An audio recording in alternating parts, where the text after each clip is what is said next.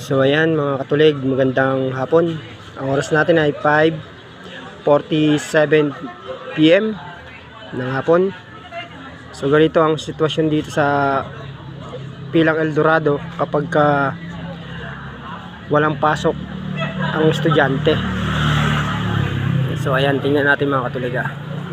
Ganito lang buhay-buhay namin dito pag walang pasok ang estudyante. Tamang kwentuhan hanggang doon. So syempre dahil nga masama ang panahon,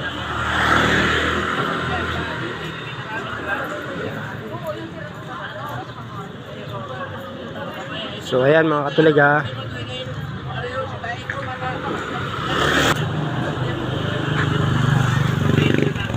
shout out.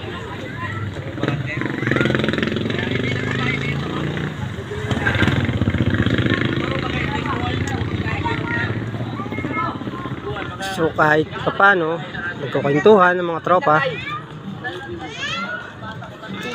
Ayan, sa pagka walang pasok ang estudyante. So ayan.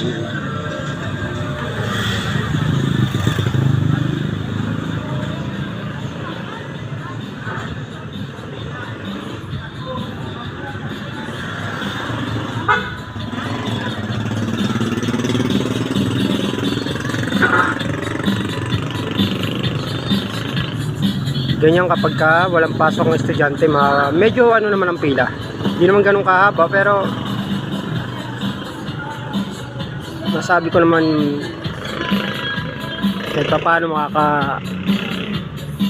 usad pa rin naman ang buhay natin. So what's up, Leo? Ayan, snappy. So balik tayo pag ganahan. So muli mga katulig, magandang hapon sa inyo.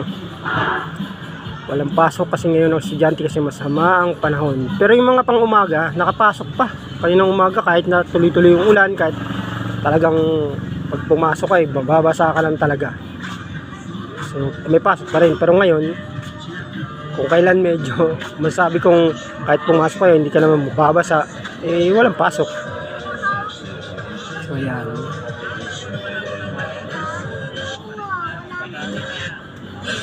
So, ayan mga katulig, magandang hapon muli.